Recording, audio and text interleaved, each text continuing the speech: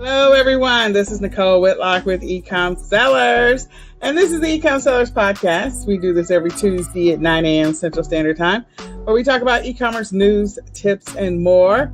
On this journey today, I have my co-host, my partner in crime, Kelly, the eCom. And our topic today is eCom. So we're going to be talking about some of the acronyms for those people that are new to e-commerce, some of the things that, some terminology.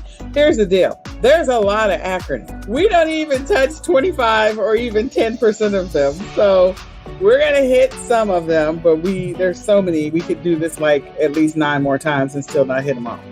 But anyway, so Kelly, I missed you last week. Yeah. And what have you been up to? Just busy. Helped my son move, and then the death in the family. So my grandfather passed away. He was 97, so he lived a long life. Praise God. Wasn't able to go to the funeral though. It was up in Pennsylvania, and it just wasn't in the cards to go up there. When we do our black belt test, there's not going to be water breaks.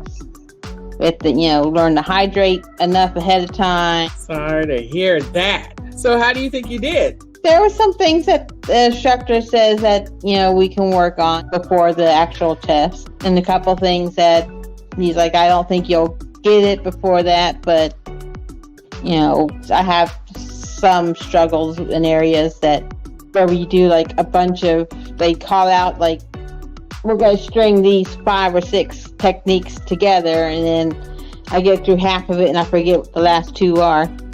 So sorry to hear that, Kelly. Yeah, so it's like, because that's something, I'm like, plus they usually have someone demonstrate it, and if he's just calling it out and not having one demonstrate, then, I need that visual seeing of it too, To remind you. Oh yeah, that's this one. So when is the actual exam? In October. I know it's on a Saturday. So are you going to get another pre-test? No. Oh, that was it? That was it. Okay. It's either the 7th or 14th. I think it's the 7th. Okay. October 7th. So, yeah. And my essay's already done. My daughter's working on hers. My son has to start one. And my husband's working on his. Mine's already done. And we also have 150 question written exam we have to pass too. Okay, that sounds like a lot. Yeah, it's not just plus all the fees and stuff that go with it too. But yeah, it's not just do the physical test. There's also the written. A lot more than people think. Well, I think you're going to do great. We will keep you lifted up in prayer definitely in our Bible study, entrepreneur Bible study we do on Sunday nights, and we'll keep you lifted up in prayer. So my son signed up for football. I feel some kind of way about it because I've invested a lot of money in his brain. So I feel some kind of way about it. But I think it's given him the opportunity to have more bonding opportunities with kiddos at school, because sometimes when you're on the spectrum, you spend a lot of stuff. And one of the things I was always concerned about is, okay, are they making fun of him? Are they picking on him? Are they this? And right now, I think this year compared to prior years is actually a year where he's actually going to make some level of a connection, even just being in the same space. So I'm excited about it. I pray over him every night, and I pray about it because I do want him to have connections, some kinship with his team. He's never played football before. So that concerns me because they put him on varsity, and varsity is not for newbies. Varsity is for those that are experienced. They put him on varsity? Wow. Yeah, senior. Oh, he's a senior. Yeah. Wow. So they put him on varsity. So anyway, I'm a little concerned, but anyway, he's on varsity. So we have, we're getting into Friday Night Lights. We have one more Thursday game, and then we go to Friday night games, and Friday night games all the way into mid-November. So this will be real nice. The good thing is that they get to play at the Cowboys practice stadium, the Ford Center, which is super duper cool because our school district is one of the only school districts that does that. So, because, it is what it is because of where we're located. So I'm not going to say that that's not bad. For those people who don't like the Cowboys, that's fine. Y'all don't care. So anyway, and then I continue to have the continual fun journeys of Nicholas, the stories of Nicholas. You can check those out in the mornings when I walk, but the Nicholas story, they are non-stop. Yeah, there's at least 3 or 4 a week. But anyway. No more bikes, huh? No, I don't know what I'm gonna do. I'm trying to see if I can get a bike for him and see if somebody will donate one. It's just very frustrating right now. So I'm having to pick him up every day because I can't let him walk home because of his OCD and his need to bring closure to whatever it is, he's stuck in a loop. So look, I can't have him in the system, so we're just gonna not do the bike thing. Like, I'm not gonna let you walk because I can't trust that you're just gonna walk home. So he's mad about that. But anyway, I'm hoping someone will donate a bike to him. That's my prayer. Outside of that, we're working on inventory. Tony's in the other room, and so we're continuing to take pictures of inventory. He has his schedule. So his schedule is working in my e-commerce business Saturday, Sunday, Monday, because Thursday and Friday he has games. Wednesday and Thursday they have team dinner together, and Wednesday he also has Bible study. So I'm like, okay, then your schedule is Saturday, Sunday, Monday, and Tuesday. So he has to work in my business. He's not happy about it. He'll be all right. Oh my gosh. And I had a cha-ching earlier today. I'm just, continuing to list, getting rid of the death piles, but I am on a mission to see how many items I can get listed in September. Is 1,000. We'll see if I hit it. Be nice if I do. One more other thing. I hit 50 pounds lost. Yeah.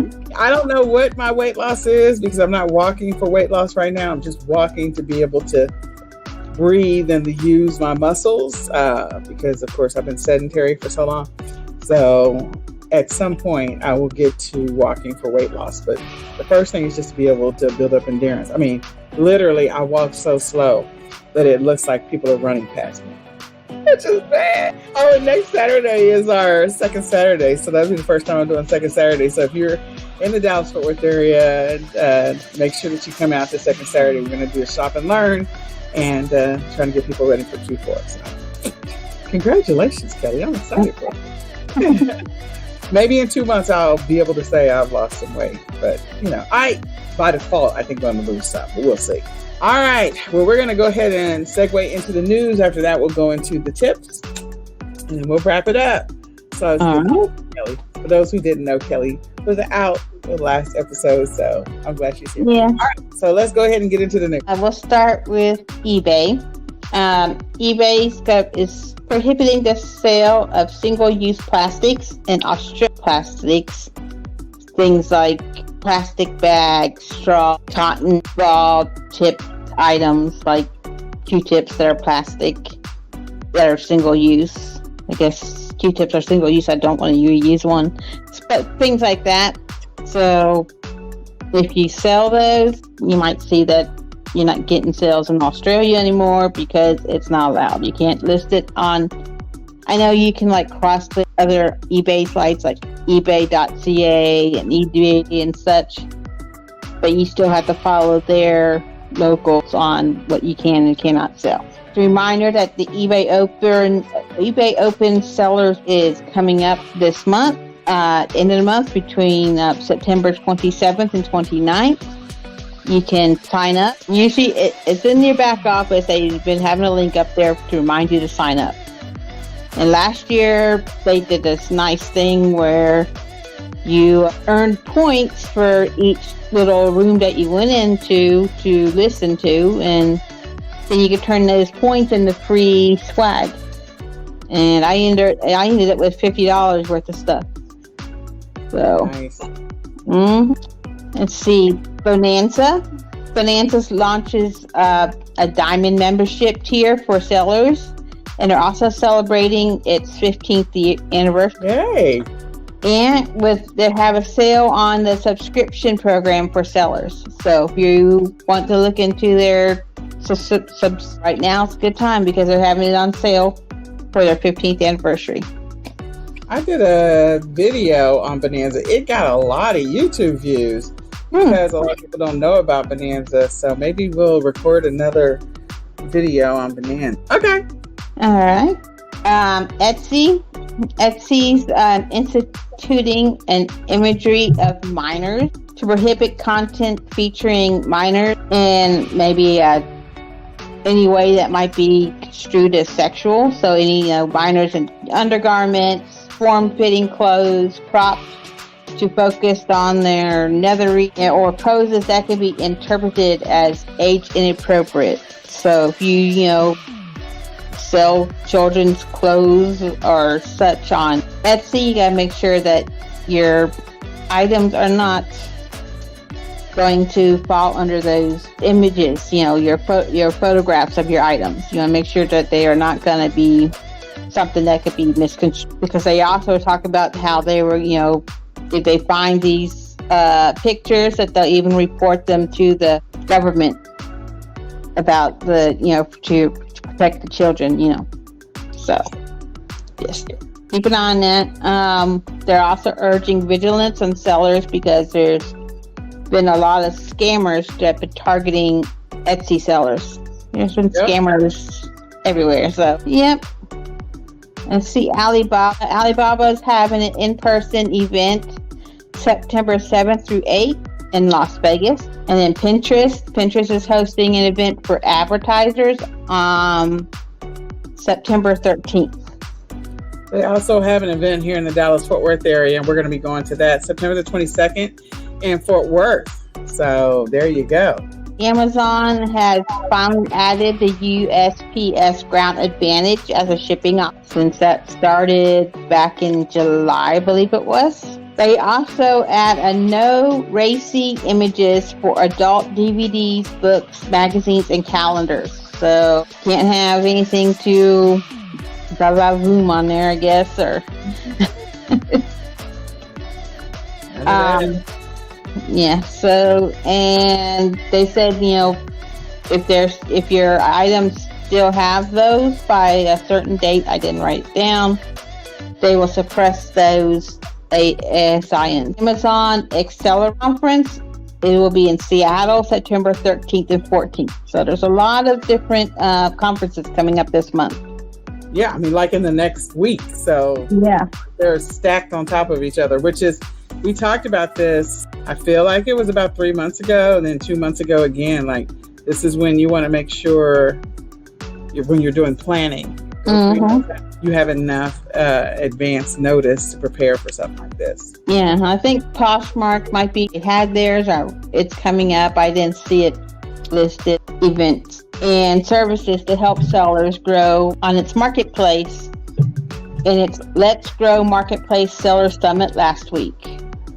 That was in Las Vegas. But they're having a Merry Marketplace free virtual event on the 22nd of this month. So lots of events happening this month. And that's Walmart, right? Walmart, yes. Yeah, Walmart did have their events. Okay. And last I have is FedEx. There's a lot of news this week. They'll be raising its rates in 2024 by 6% for FedEx and FedEx Ground. And that will go effect January 1st, 2024. Their peak surcharge is going to be rebranded as demand surcharges.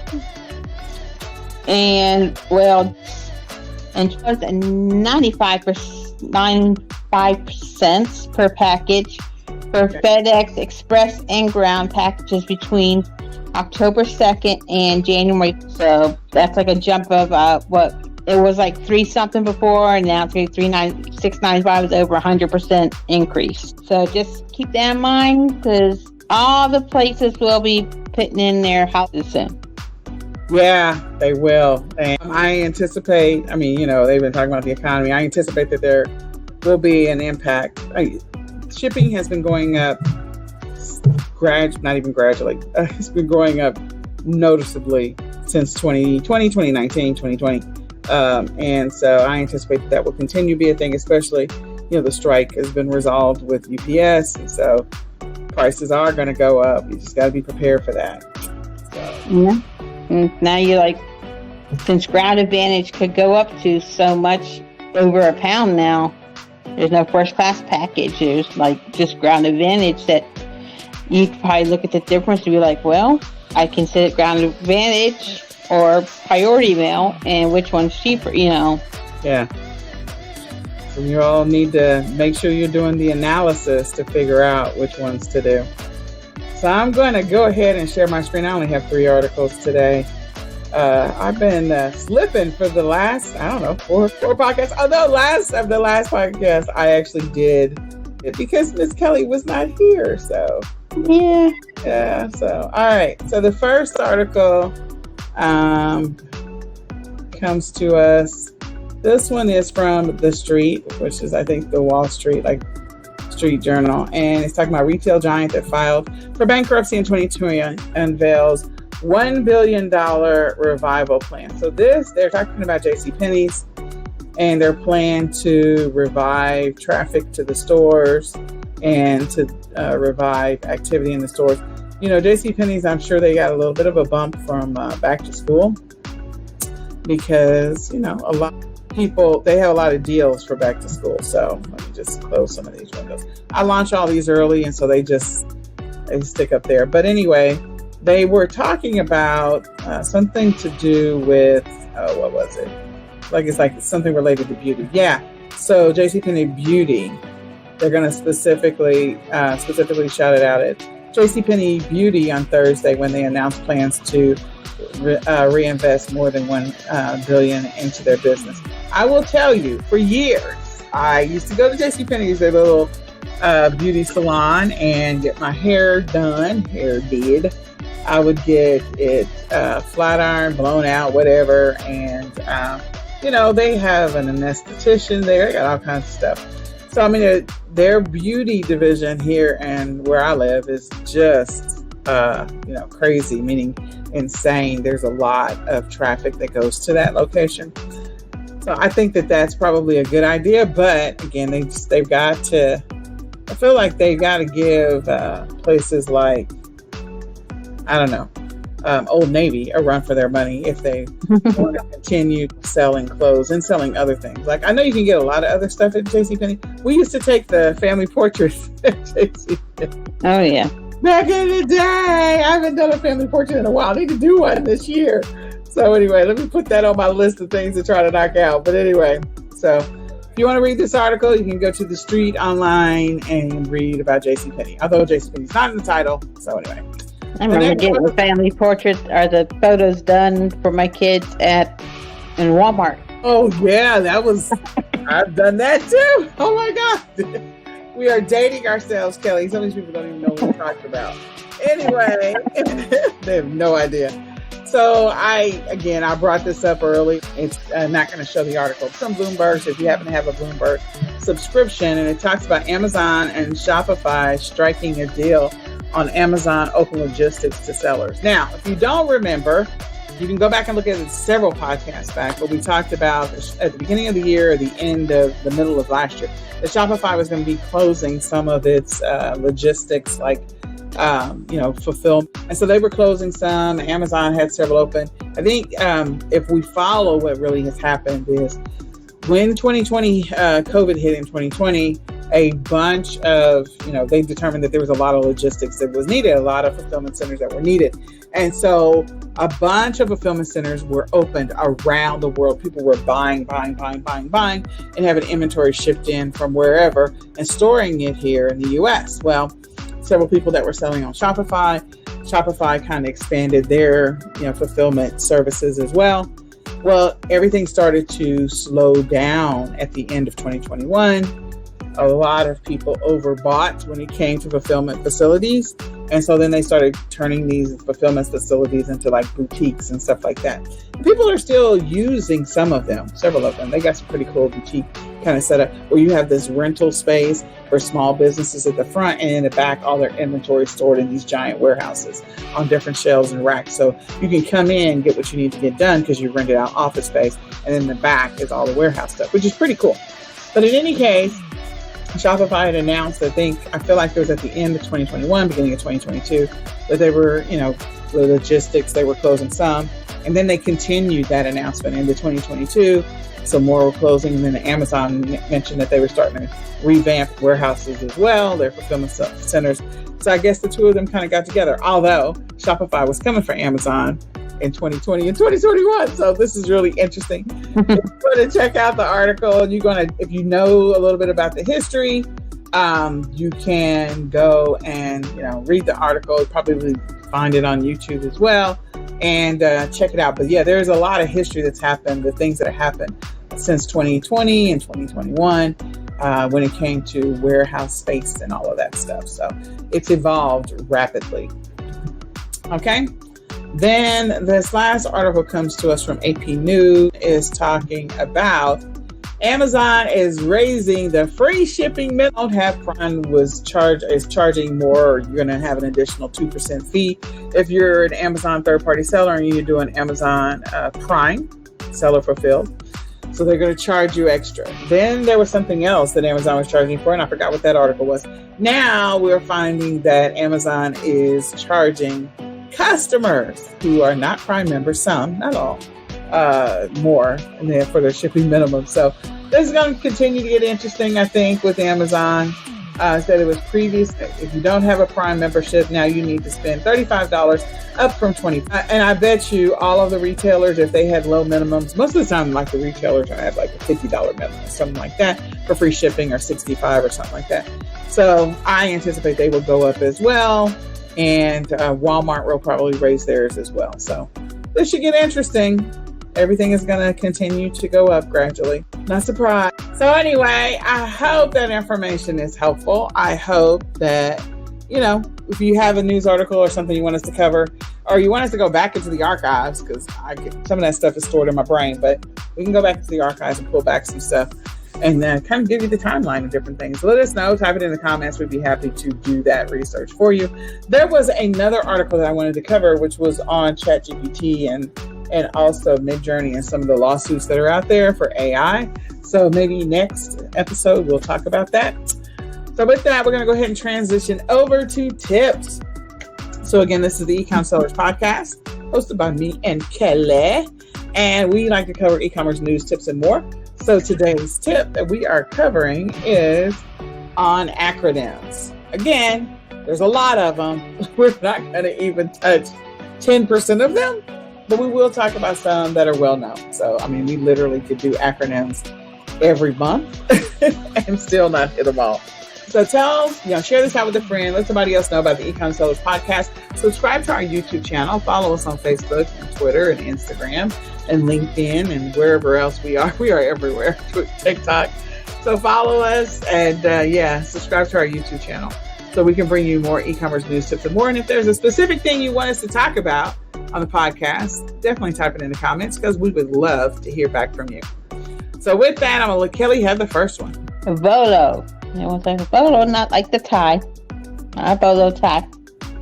But bolos, be on the lookout. It's usually something that you can find for low cost and it sells for a higher profit. I do thrifting, and so, there are certain things that we look for, that wear bolos, or, like glassy baby candle holders that, people might not know about, and they could sell them, find them for $1 at the garage sale and flip them for $100 on eBay. So things like that, you kind of give the heads up. Hey, don't, if you find this, we'll give them good profit, Absolutely. Well, those are also those things that might be, the golden unicorn, the golden ticket, where they've only made a limited quantity of something. And so they're like, if you find it, that one right there is selling for 4 times the price of the other ones that are not that one. So yeah, be on the lookout. Always fun. But yeah, normally deals. The next is B2B, business to business. There's always B2C. Again, I might throw some extra ones in here while we're at it. B2B, business to business, selling business stuff to business stuff. And B2C, business to customer. So typically what we do is we are business to customer, B2C, because we're third-party sellers. B2B might be if you're a person that buys, let's say, paper towels and toilet paper. Maybe there's someone out there that runs a cleaning business. And so you are the person that you distribute and sell paper towels and toilet paper and cleaning supplies. So your business is selling to another business that's going to use it to service their customers. So that would be an example of B2B. Right. Click-through rate. So that tells you how often an ad is being clicked on, I believe. Yes. And so you want to make sure that your ad is getting a high click-through rate, because that's some more chances of eyes getting on your product. Yeah, always. And there's software out there that can help you, because there's bots that will click on people's ads and run their ad spend up because people are evil. And so because those bots exist and people will do that just to be evil or spiteful, there's other types of software that can stop those bots from just clicking on the ads and running the ad spend up. So yeah, that's why I don't do PPC. FBM and FBA, fulfillment by merchant or seller, and fulfilled by Amazon. So there's so many different fulfillment. It's how the product gets it to the customer. How is the product getting to the customer? Not the carrier that's doing it, but is it that the seller is shipping it to the customer directly? Is the seller using a prep center or their own fulfillment center like Deliver or another prep center? Or is it that they are going to send all their stuff into Amazon and let Amazon send it to the customer when the customer buys it? And, Walmart has the Walmart WFS. There's 3PLs out there, third-party logistics. So the biggest piece of this is just understanding that there are some things that are fulfilled by the seller. Sometimes it's known as, in addition to fulfilled by merchant, it is merchant fulfilled, MF, or seller fulfilled, SF. Those are other terms. So like I said, we could go on and on about the acronym. And then fulfilled by Amazon, meaning the person is going to ship everything to Amazon, the seller. And then when it sells on Amazon, Amazon's going to ship it to the customer for them. Walmart has the same services. A lot of different companies have that. And that was one of the things that Shopify offered to its, people who have accounts and have websites with Shopify. They also offer to ship the stuff to the customer. Ultimately, you're just trying to figure out how it's being fulfilled. So anyway, that's probably not the short version. That's the longer version. But like I pay per click, which is the ads that you pay for a certain amount for how many clicks you get. So on that ad. Absolutely. And then you can set a base, say, I want to do a pay per click, but my daily, I only do $10 a day. Then when the $10 is up, the ad goes away until the next day. There you go. There's also, like I said, we could go on acronyms all day. There's pay per impression. That's how many times the ad is visible, not necessarily clicks, but visible for people to be able to sell. There you go. All part of paid ad. SEO, search engine optimization. Ultimately, you want your whatever to be found, whatever it happens to be, whether it's your website, whether it is your product on a specific, being able to make sure that whatever it is that you're offering or putting out there on the internet is optimized so it can be found by the search engines. Search engines right now, the one that's most well known, of course, is Google. Then there's Bing, and there's Yahoo still exists. These are all search engine methods. There's many others. I forgot. There's another one that is user maintained. I know the name of it. I don't know why I can't think of it right now. But anyway, there's a bunch of different search engines. But the goal is you have to make sure that you've got the right keywords or the right tags, or you've populated the right fields so that your product and or service and or website and or blog and or anything comes up. And so it's all about the keywords, long tail keywords, or just a keyword by itself.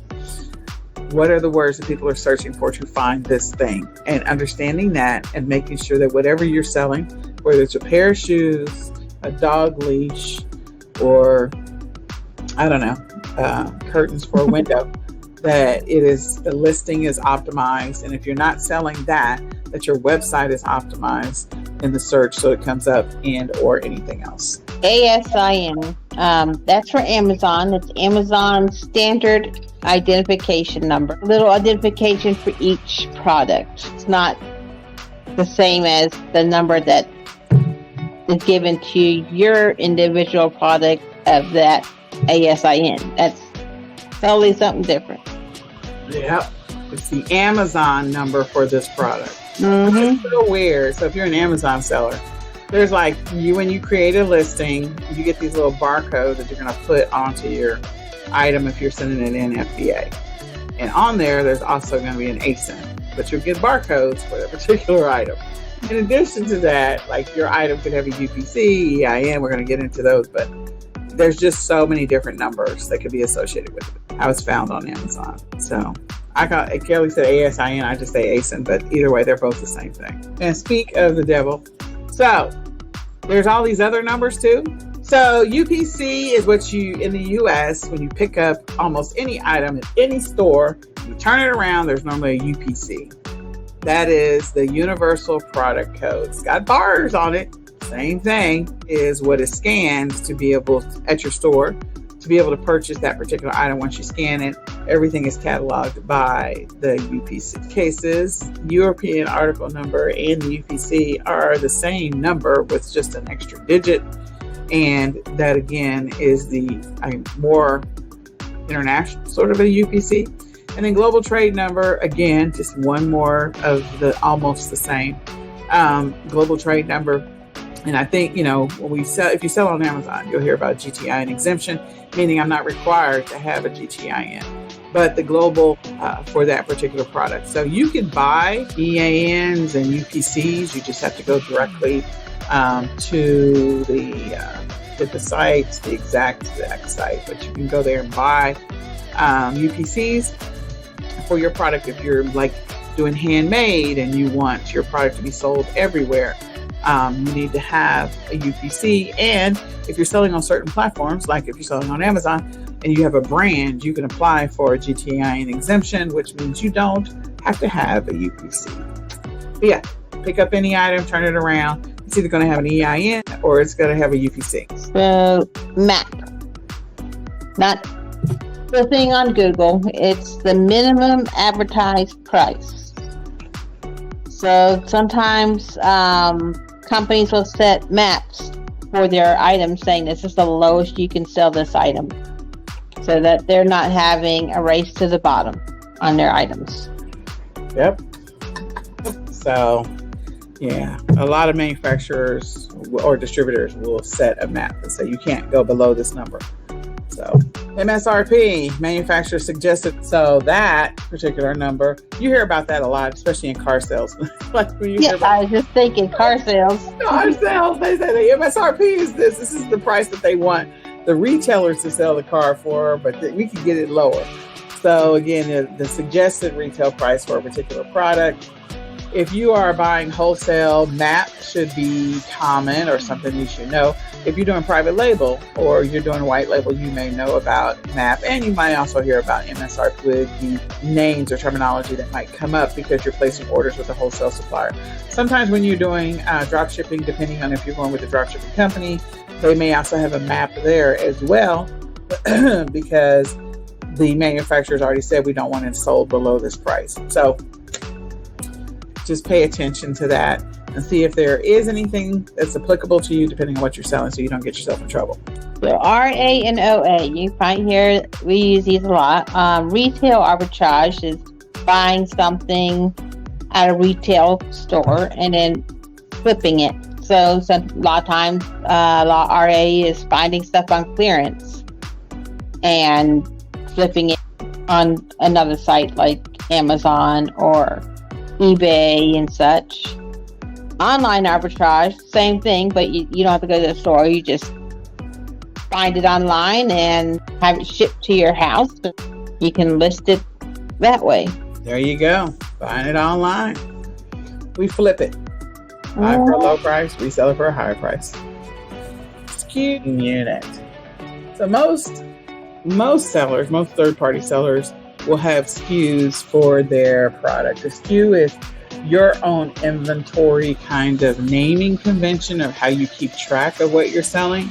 So I'll give you an example. Maybe I'm selling boxes of cereal. So I might create a SKU for the boxes of cereal because cereal has an expiration date. The SKU can contain whatever it is you as the seller want to be able to track. For some people, they will definitely include where they got it from, because if it's something that is popular or rare, you want to be able to go back to that supplier, especially if you're selling a lot of products.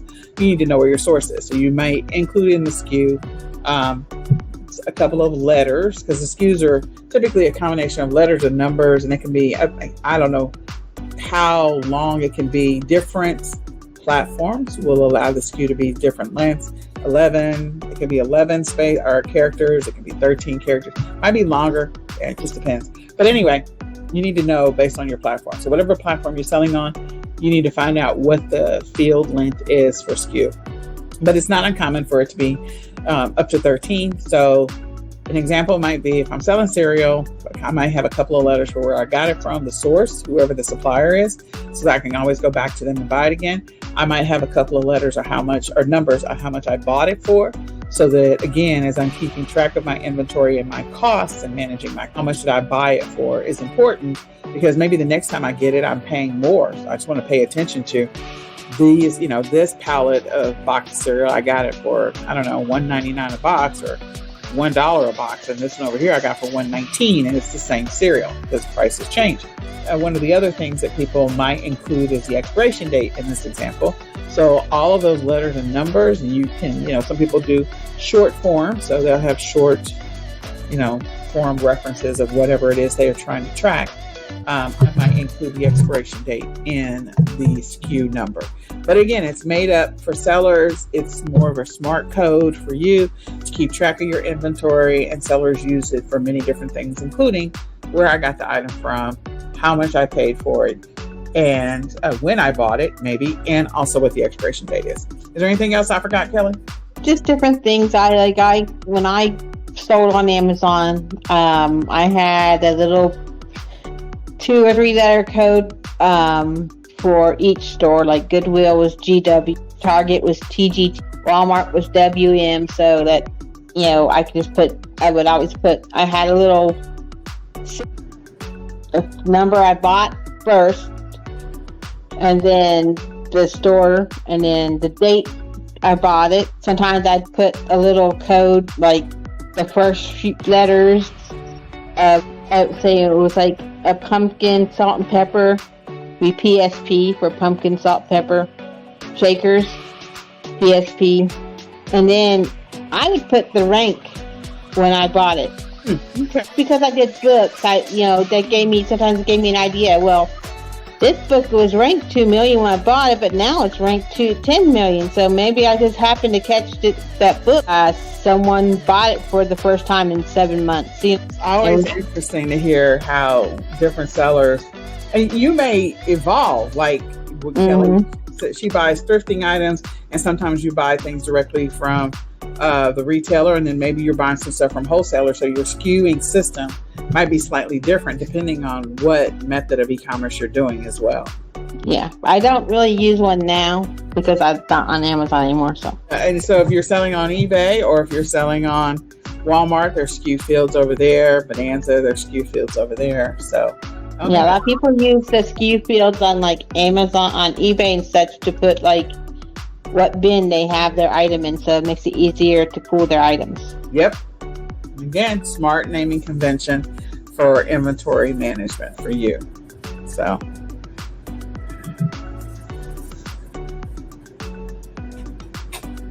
is it me? Yep. Oh, minimum order quantity. So that's a lot of times with distributors and such, that you have to order a minimum amount of these items to be able to buy it. So you can't buy 1 or 2. They might say you have to buy at least 25 of this item to be able to buy it. Yeah. So if you're like sourcing from DHgate, they always have a minimum of 100, minimum of 1,000, minimum of 500. So they don't want people to get the onesie twosies. So So you always want to know what the minimum order quantity is so that you are prepared to order the minimum required. Now, Vero, Verified Rights Owner Program. So this is applicable to eBay. We talked about things that are applicable to Amazon. This is applicable to eBay. So basically, if you're trying to sell something that someone has claimed the rights to and they've submitted everything that they need to eBay to say, no one is allowed to sell this thing, and here's all of our proof and blah, blah, blah. And eBay says, okay, if you try to list that particular item, you might get in trouble because you're violating Vero. So that is, again, there are some similar to like Amazon's gating program, restricted brands, restricted categories. There's some similarities there. So you just want to make sure you don't get in trouble. Can you hear me? Yeah, you just popped out for a minute. So. Oh, sorry. There are some similarities to it for Amazon's restricted brands or restricted categories. And the takeaway as a third-party seller is just to make sure you do not sell anything or use any terminology that might get you in trouble in your listing that would be classified under or categorized under the Vero program. Yeah, that could be like saying the word Velcro. You gotta say hook and loop because Velcro is very picky. Or onesie. You can't say onesie, if it's not a onesie, even if it's a little onesie outfit, but it's not a Gerber onesie, they will get you on that. So you have to figure out another way to say it. Yep. So the thesaurus could be your friend and Google can be your friend to help you with those weird situations like that. I just see how other sellers are saying it, because that means if they're making sales with the way they're saying it, then that wordage is customers. Yep, and it's also acceptable, which means if you have to use the same verbiage to describe a onesie, then you can do that. So with that, we hope that this is helpful. Like I said, there's so many acronyms. In the middle of just describing these acronyms, we threw some other acronyms at you. And there's so many acronyms as a third-party seller. If you're a person that's new to the e-commerce game, we do invite you to sign up for eCom Sellers Academy, where we can help you on this journey. Or you can grab the My eCom Planner. We have a whole page on acronyms that are covered in there to try and help those people that want to understand some of the terminology a little bit better, or at least what the words are. So that way, if they don't have the definition, they can at least Google it, because now I know what the words are. So again, this is the tips section of the eCom Sellers podcast, where we cover something that we hope that will be informational and a blessing to you.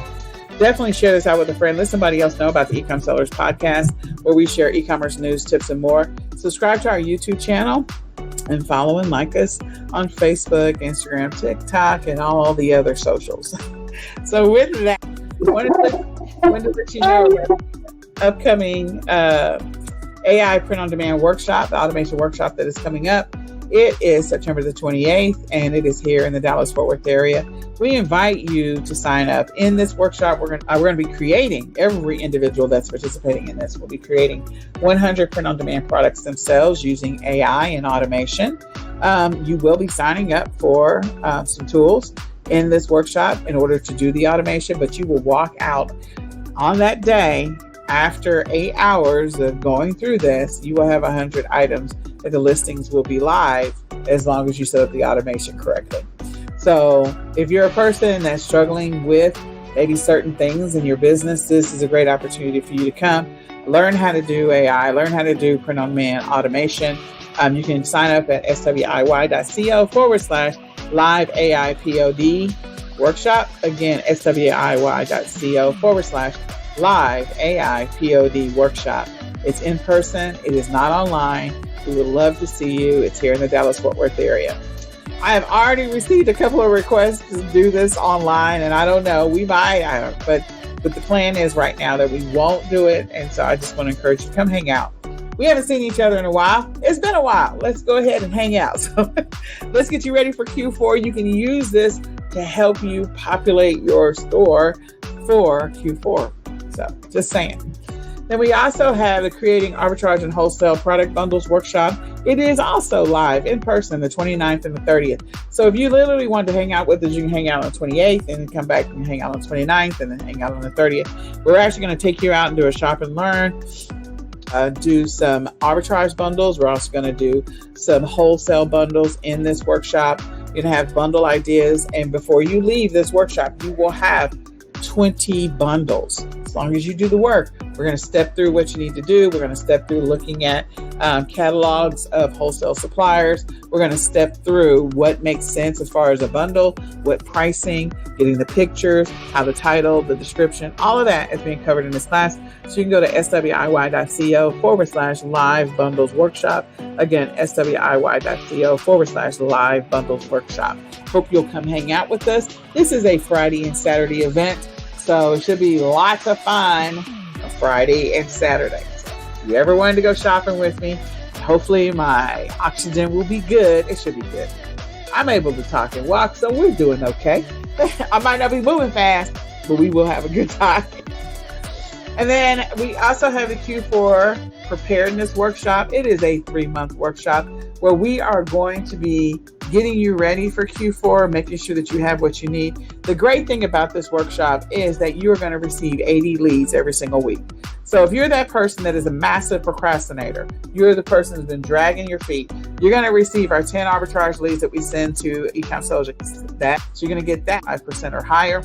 And then you're going to get our new leads list of 20 replenishables and or bundles. So this list is pointing out bundle opportunities. And with that, for those people that are in this one, I'm probably going to do some lives every week to show you how you can use this list to go out and create your own bundle listings on Amazon or Walmart or any other platform.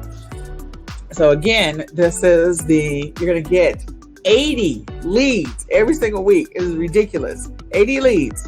So if you can't make money with 80 leads every single week, that is crazy. That's crazy. 80 leads per week in 4 weeks. That's 320 leads. Just because you're in this Q4 preparedness.